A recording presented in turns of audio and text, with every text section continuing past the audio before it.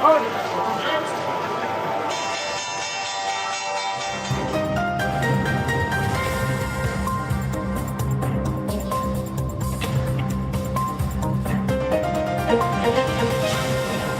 everybody, welcome to this Friday weekly market wrap-up video here at verifiedinvesting.com. Of course, I'm Gareth Soloway, Chief Market Strategist, and I want to delve into not only what happened last week, but already starting to look forward to next week. Where are the trades? What are the levels on the S&P, stocks, as well as cryptocurrency and commodities? So first and foremost, let's take a look at where we're ending up today on this Friday. Follow me over to the big board here. We have, again, the S&P, the Dow, and the Nasdaq basically flat on the day, right? Dow down 91 right now, Nasdaq down just 5 points, and the S&P barely down about half a point on the day. So the key to think about is this, right? This has been an exhausting week for many of us as traders, and the markets are feeling it as well. We started the week out with angst over trade deals. We got the Fed decision about midweek, and then a UK decision, or essentially a trade deal, on Thursday. So Friday, the markets now are looking and saying, listen, we need a break, we need to relax, we need to rejuvenate, and we're looking ahead into the weekend because this weekend, China and the U.S. will begin to talk. So we're all going to be looking at what comes out of that on Sunday night to see exactly what or if there's a catalyst to the markets going into Monday. Now, looking at the oil trade here, we are bouncing a little bit on oil today, up about 78 cents or 1.3%. Gold is having a rebound after two big down days, back up about $34 per ounce, and Bitcoin is basically flat after a massive move yesterday that even saw the altcoins rallying up significantly in the last 24 hours. But again, Bitcoin is basically flat. Now, there are some issues here. So if we go to the S&P daily chart, we're looking at a major level, and the markets are battling here. You have the bulls versus the bears. Can the bulls push the market above this key level? Now, if you go back a month ago, I was already telling you guys this was going to be the major stand for the bulls versus the bears. This was my target to the upside on a bounce. Now, again, why? Well, number one, this was a major gap fill, right? So if we look at this, again, a gap fill right there. So this was basically Liberation Day and then the gap down and the massive sell-off that followed. So it makes sense that now that we've recovered to that level, you're seeing this sideways chop, which is essentially, what is sideways chop? It's where you have sellers, right, coming into the woodwork amidst buyers. And they're basically head-to-head and against each other, but not making headway either way, right? Essentially, they're equaling each other out. And so that's what's going on right now. And the question is, who's going to blink first? Are we going to see the bulls break us to the upside like this, or are we going to see essentially the bears winning out and taking the market back down? And again, that's something I'll be watching very keenly next week based on this line right here. Now, this line is also significant because it's also the 618 Fibonacci. Right in here is the 618% fib. And again, we know from psychology that Fibonacci levels have a tendency to be major levels in the market. So the fact is, this gap fill and the fib right here, they're all right in the same area, and that's adding additional resistance to the potential bullish breakout. All right, so again, we're going to be watching that. Now, let's just talk a little bit here. What if the markets do break up? Where do they go? The first level of resistance on the S&P is going to be right here. What's interesting about that, you can't see it on my chart, but there's a key level that extends further out. But basically, you'd have a little bit of a level around 5,800. So if we can break this 5,675 area, which is currently where we're trading and we're hammering on, the level on the S&P to watch would be 5,800. That would be the next big stand where the bears would again attack and try to push the markets back down. Now, what if we start to see the bears winning out? What if we start to see the markets rolling over significantly? How far down do we go? The first level you're going to watch on the downside is this low, which was this low. Put a trend line right through, and it basically takes you to approximately 5,100 on the S&P. If that breaks, and by the way, why is that level significant? All right, that level is significant here. Let's take a look. Because we had our flagpole here, Right, so here's your flagpole, and when I say flagpole, I'm going to lead it into a bull flag in this scenario, right? So your flagpole up, right? Here's your line, here's your flagpole, and then essentially this was the sideways chop, essentially a bull flag that led to this move up. So essentially we had this low to these highs here, chopping inside of here, and then we broke out above it, which allowed us to get up into this level, right? So essentially we had bullish consolidation. So likewise, what we know is former support becomes resistance and resistance becomes support. But in this case, if we break down significantly, this former level will be a stand for the bulls at 5,100, meaning that again, if we trade down here, the bulls will try to support this level, okay? Now, if it breaks, what happens? We test the recent lows here at around 4,800. All right, so again, notice how I'm giving you all the scenarios. And you might say, well, why is he giving us all the scenarios? Because as a technical trader, every move in the chart is significant. It's like a chess move where it changes the probable outcome of the next move in the markets. And as a trader, I need to know every change in probability because that's going to depend on where I allocate my capital, long or short more or long more. How are we going to do this? And so again, watching the levels is keen to understanding the likely next move in the market, which means that I can make extra money and people that follow me obviously can do the same. All right, let's go back to the computer and take a couple other looks here, folks, at different charts. If we flip over to the computer screen here, let's take a look here. If we go to the QQQ, we can see the Qs, which is the Nasdaq 100. This is made up mainly of about 50% of the Qs, by the way, is like the Magnificent Seven because they're so mega-sized in their trillion-dollar nature. But look at where we are. Same general vicinity, a key level on the chart. Now, again, like I showed you with the S&P, if we do a Fibonacci retrace, look at, here's your 618 right here. So you can see that this is, again, just like the S&P, it is a stand of bears versus the bulls. There's a battle going on here. The sellers are coming in, they're pounding it down. The buyers are trying to push it up. Does it break out or does it break down? If we break out, where is our next resistance on the QQQ? See this pivot low, how the market went like this, then it came down, then it went up like that, kind of an M formation in technical analysis. But what that does is it gives us a midpoint here to understand where the next resistance would be, which is actually right at 500 on the QQQ. That's if we break to the upside. If we break to the downside, the green flagpole would be support number 1 at 466, followed by this pivot at 432, and then double bottom. US 10-year. So we are on the verge of a breakout. Now, you may look at this chart and say, wow, that looks like a breakout to me. Why is he saying on the verge? I'm saying on the verge because it hasn't confirmed. Okay, yes, it's closed above. That is not confirmation. Like I've said to you guys many times, the institutions will play games with you, making you jump one way when they just want to reverse it the other way. Once you confirm, the odds of a breakout not being a true breakout diminish significantly. Here, today's candle does not confirm yesterday's breakout. Got to wait and see next week what happens. Now, Tesla. Tesla's an interesting one. It was very, very strong early in the day, still having a good day up about 5%.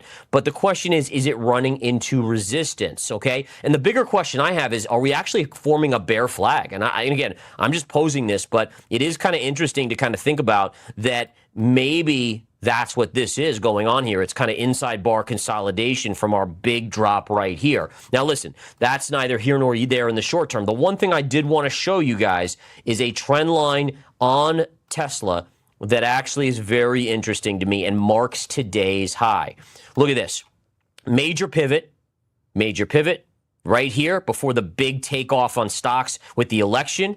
We then came down, we broke below it, resistance rejected, coming up, and look at today's high right into that line. So this is going to be an interesting level. Watch the 307 to 308 level on Tesla next week to see if it can actually push through that, or does it get rejected. If it pushes through, the next level would be around 328.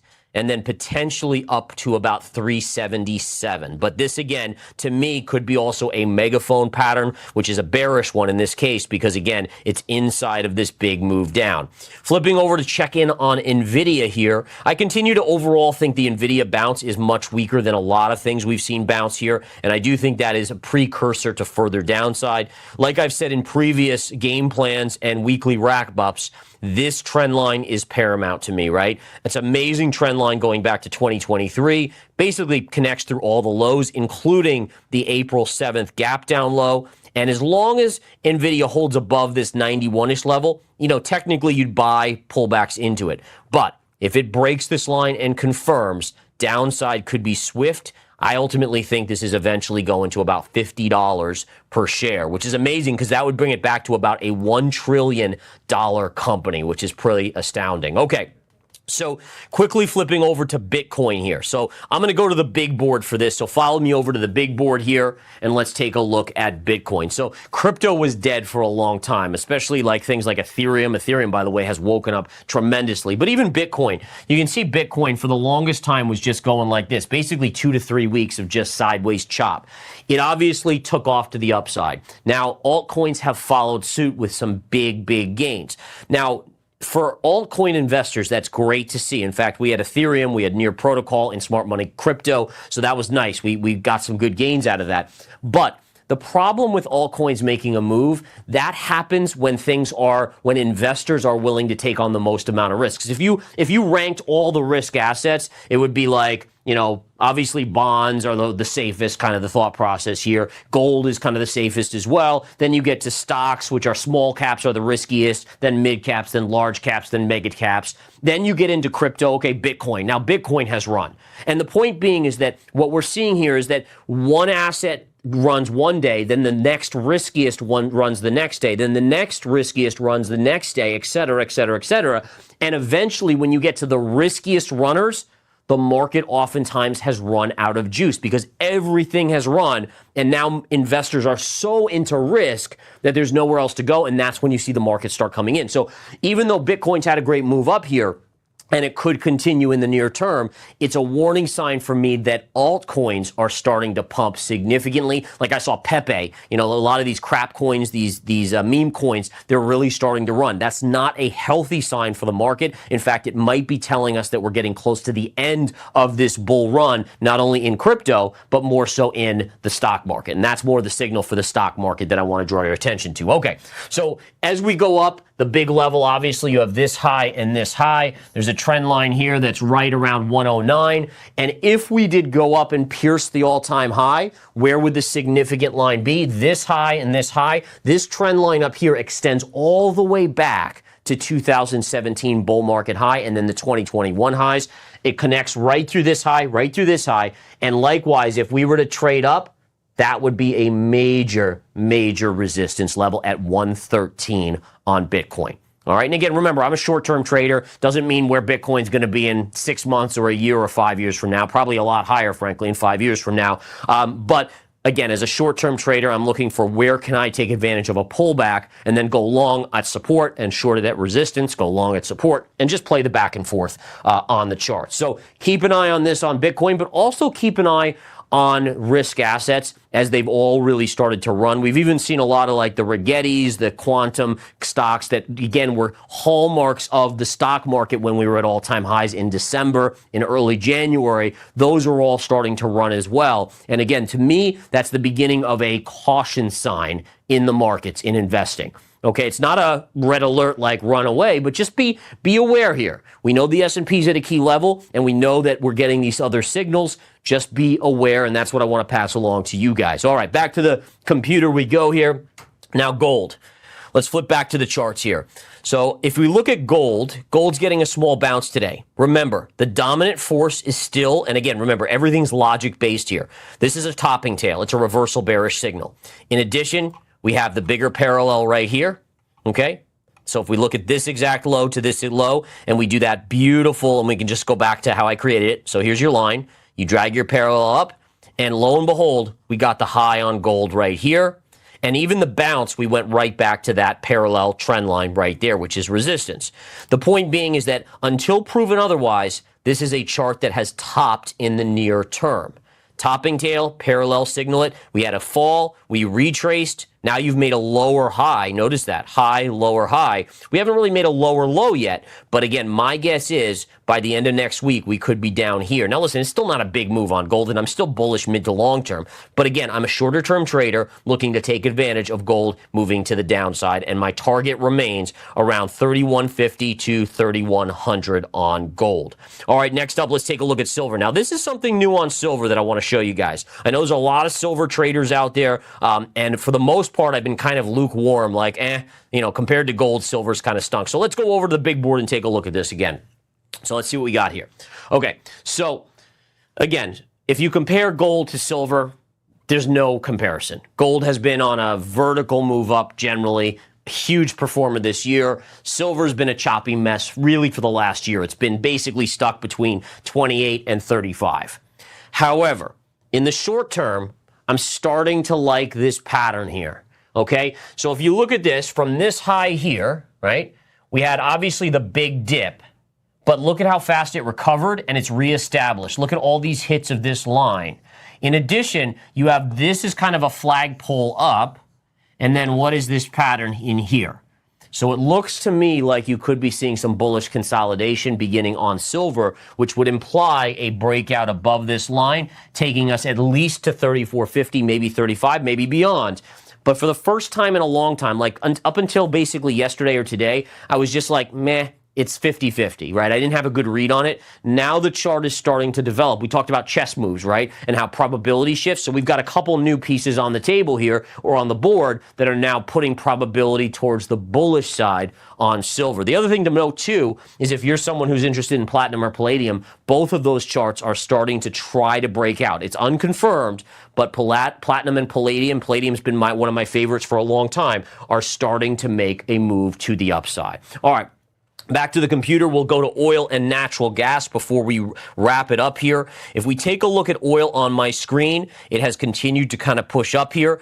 I was talking about this to my members today in the commodity service and talking about how 65, even though I didn't get filled on a short here and it would have been a great one, this level should still be massive resistance. And why? Well, because when you have a chart that goes back so far, I mean, literally years, and you bounce off support so many times over the course of those multiple 3, 4, 5, 6, 7 years, when you break it, that level, which was massive support, now becomes massive resistance. Okay, so what that means is that it's very unlikely for us to kiss the underbelly of that and then fall and then just rip right back above. More likely, this now, as many times as we've hit it to the downside this way and it was support, it now becomes big resistance the other way. And that's just the way technical analysis works. The beauty of it is in technical analysis that if it confirms above, then you just stop out. But the idea is if it hits here and it pulls back, then it might hit again. But the idea is it should continue to be resistance for quite some time, and I still am factoring in a likely significant move down. I have my eye actually here, and it's actually lower than there right here. My downside target by year end is about $43 to $43.50 on oil per barrel. And again, that implies a fair amount of additional moves to the downside. All right. So again, I will be looking to still short this at about 65 to 66 if it gives me that opportunity. Natural gas. Nat gas continues to push up. Notice how this pivot low right to here, which was resistance here, was retested, pulled back, is now breaking above. I anticipated that. Initially, I was looking to potentially short here, and then I said, nope, you know what? I'm going to raise it right to here. So this here at around $4-ish, give or take, if we also do a Fibonacci retrace here from the recent high to the lows, notice that same level here is right up in this zone here as around that $4 level. So the idea here is that this should be a very solid area. I would say $4, give or take, maybe a couple pennies, right into this trend line here would be a good shortable opportunity on nat gas. So I'm going to be eyeing that for next week, probably buying an inverse ETF like KOLD. Obviously, it's very risky. It's a 2X ETF, but again, that would be my take on nat gas. So nat gas may be a little bit of upside in the short term. All right, guys. So listen, when all is said and done, the markets gave us another wild week. We had earnings this week, although the big players have already reported, but we had the Federal Reserve announcement, which really kind of turned out to be a nothing burger in terms of market volatility, but then it was followed up by tensions with India and Pakistan and bombings and such. Then you had the UK news about a trade deal, and then we are obviously hearing going into the weekend that China and the US will be talking this weekend. We'll see what comes from that. So listen, it's one thing after another. It's like being in the ring with Tyson. You got to be dodging punches. You got to be throwing punches, ultimately monitoring the charts so that you can look at what is most probable. And remember, everything in this world is made to essentially create an emotional response from you so that you make a decision that you shouldn't do, right? It's triggering an emotional response. So you buy at highs and you panic sell at lows. Charts are your one solution. At least for me, that's been my main solution to everything, understanding human psychology and reading charts. All I need to do is put the probabilities in my favor. And then I just take every trade that essentially I analyze and says, okay, you have a 70 or 75% chance of winning. As long as I shut my brain down and just do that over and over again, the concept is probability should work out in my favor. Essentially, I become the casino versus the gambler and make money over the long term. Sure, I still have my losses. Everyone has their losses. Any trader that says they don't, they're BSing you.